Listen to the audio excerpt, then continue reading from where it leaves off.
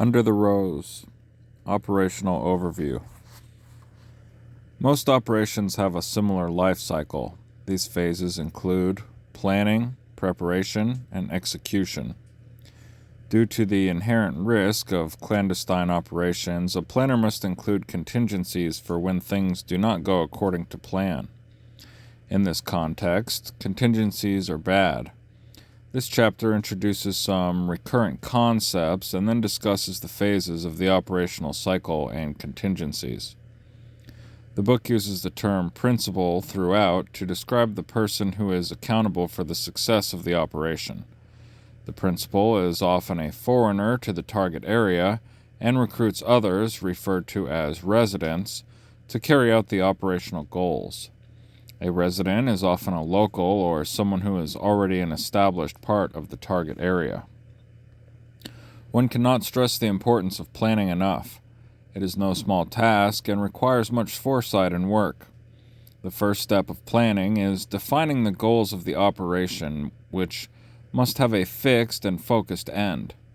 If the principal does not explicitly name his goals, then he might find himself in a position he cannot escape or may not finish what he started. Before the principal starts dedicating resources and time to an operation, he must first perform a risk versus gain assessment.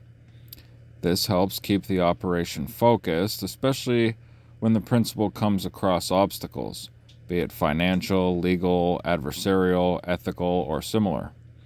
The principal answers what would happen if the operation was successful and what he would stand to lose if the attempt failed. The principal then decides whether he possesses the time, effort, and resources required to succeed in the endeavor, and if expense would still be worth the try even in failure.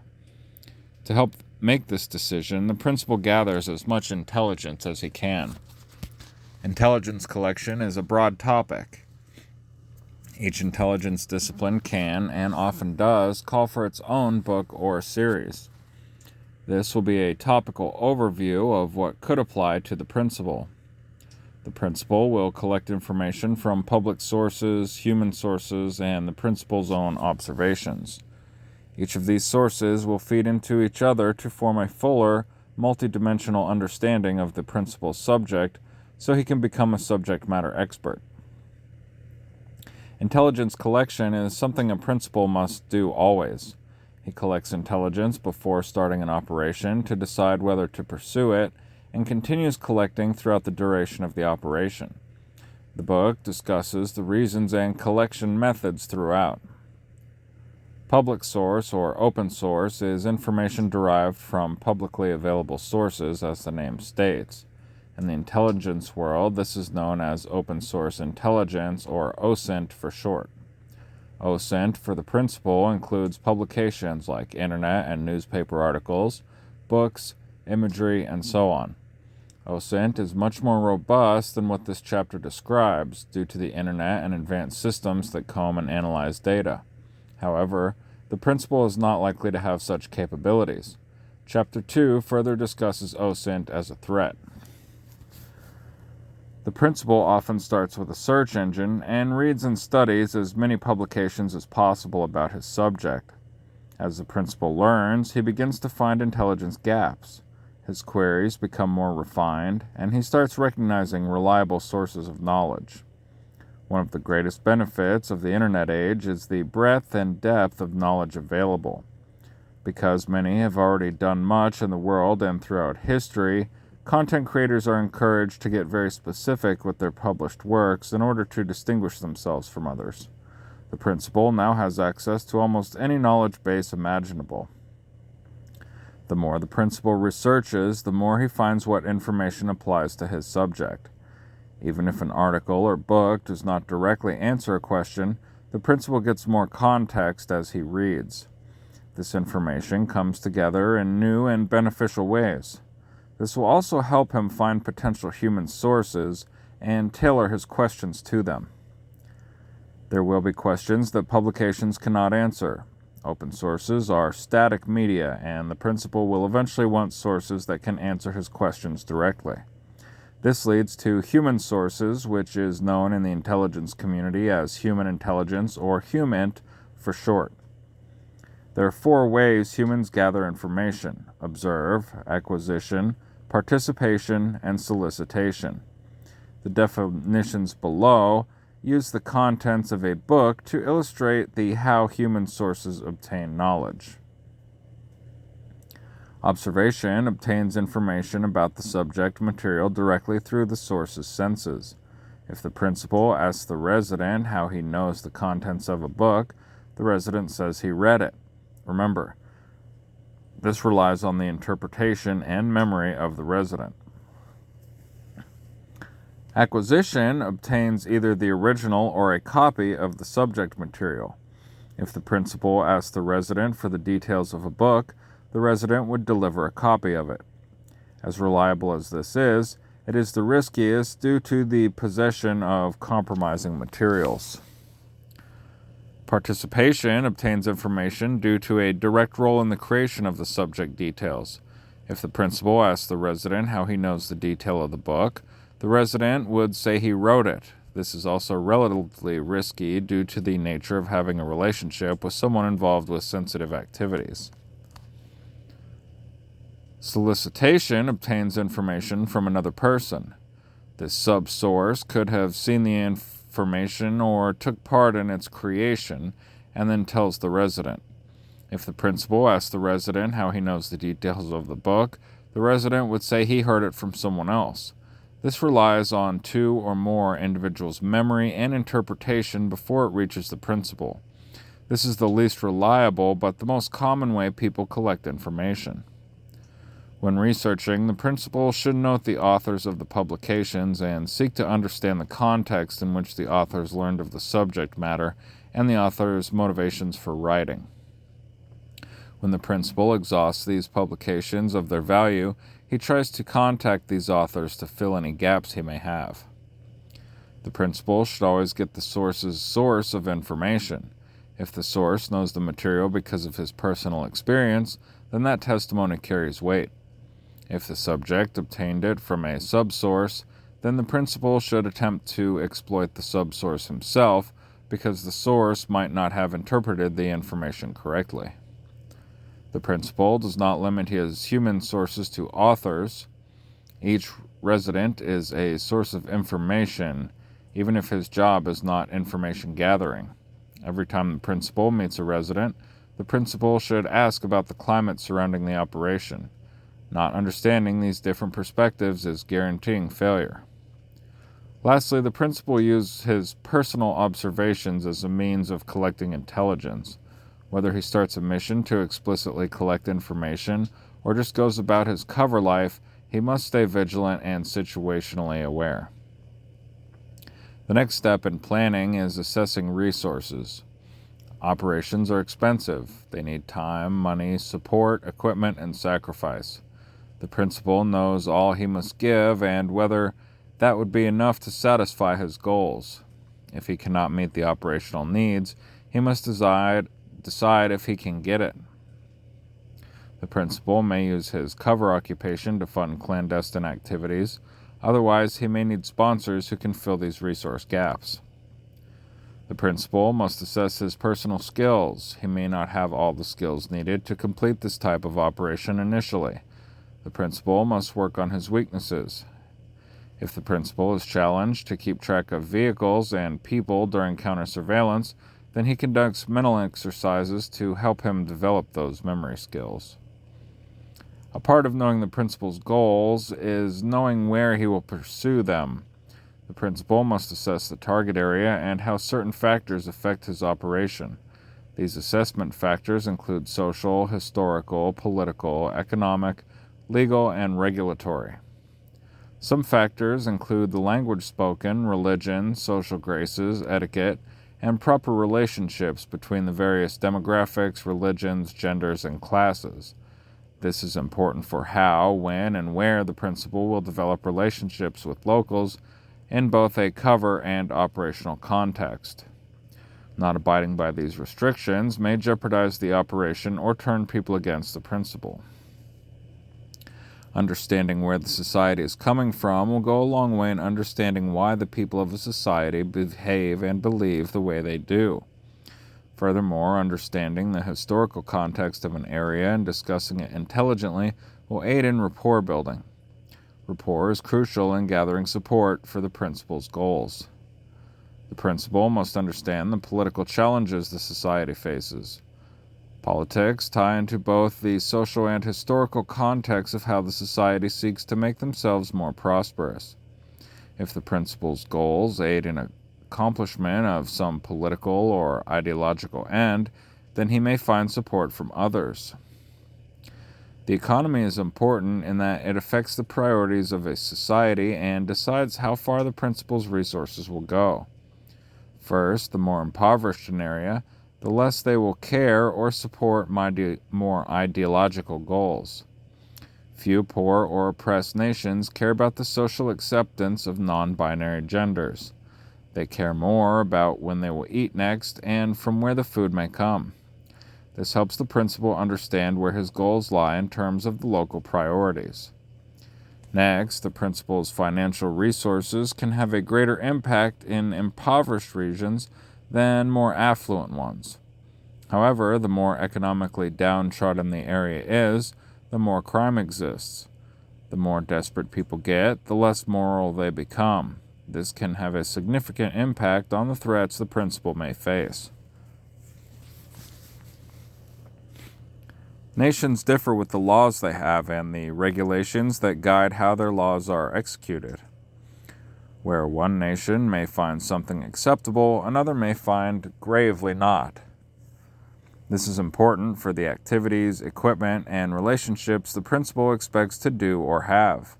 Other chapters will discuss this concept and how it pertains to their respective topics. These factors lead to the environmental permissiveness of the area.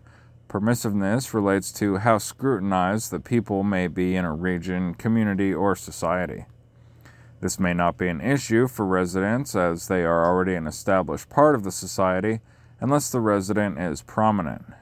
There are 3 levels of permissiveness: permissive, semi-permissive, and non-permissive. Permissive environments are those where neither the locals nor authorities oppose the principal's presence or activities. Semi-permissive environments are those where either the locals or the authorities oppose the principal's presence or activities. Non-permissive environments are those where both the locals and the authorities oppose the principal's presence or activities. The principal should seek permissive environments to contact residents when he can and must not work in non-permissive environments. Permissiveness for a resident is similar for the principal, but locals and authorities do not necessarily oppose the resident's presence or activities. Rather, depending how prominent or social the resident is, the locals or authorities may know, track, and share this information among themselves. Less permissive environments for a resident may draw scrutiny from the community to any relationship the resident has, including one with the principal. The book uses the term adversary to describe any person or group that could and would negatively affect the outcome of the principal's operation.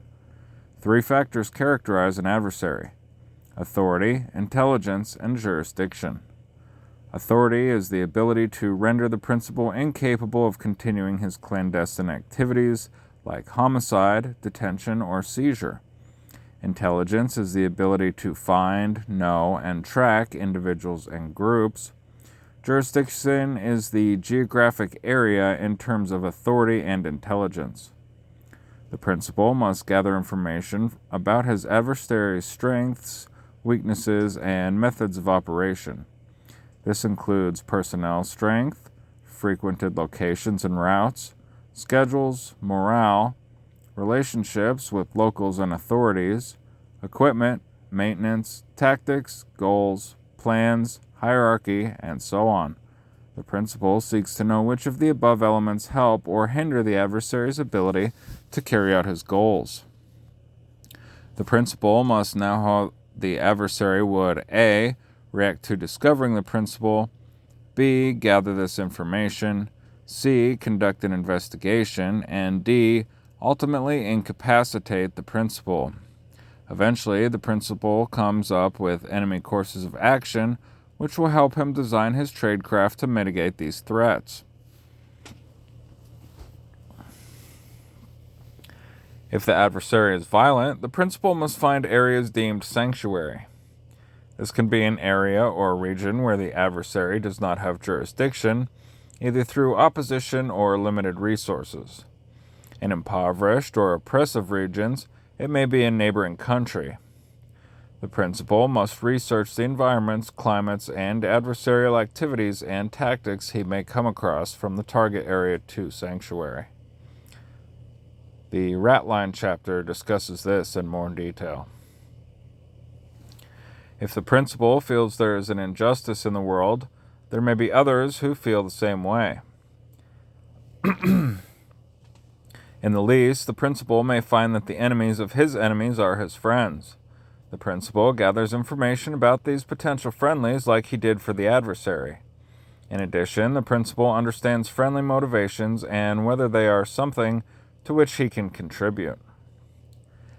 After the principal conducts his preliminary intelligence campaign and decides to move forward with his operation, he begins looking for potential residents.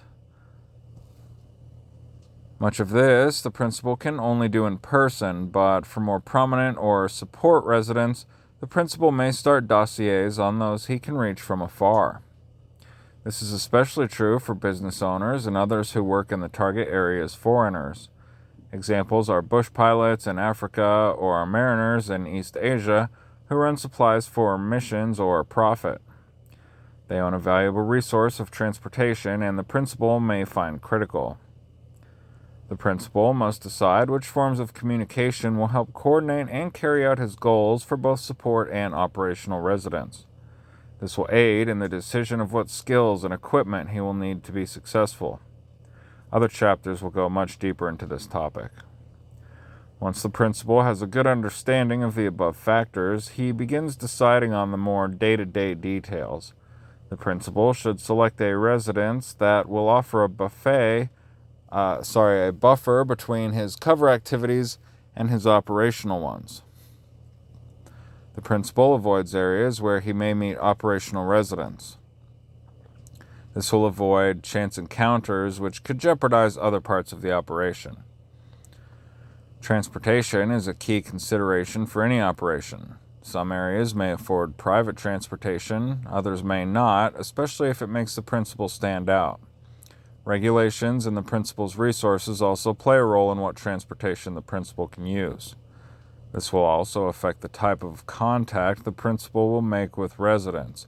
If he cannot obtain a vehicle, then he may not host vehicular meetings. The principal decides on what equipment he needs to carry out his goals. This can include cameras, phones, computers, GPS, USB drives, compasses, maps, and so on. If it is readily accessible, then he may buy it in country. If such equipment is unavailable, rare, or illegal, then he may not use it.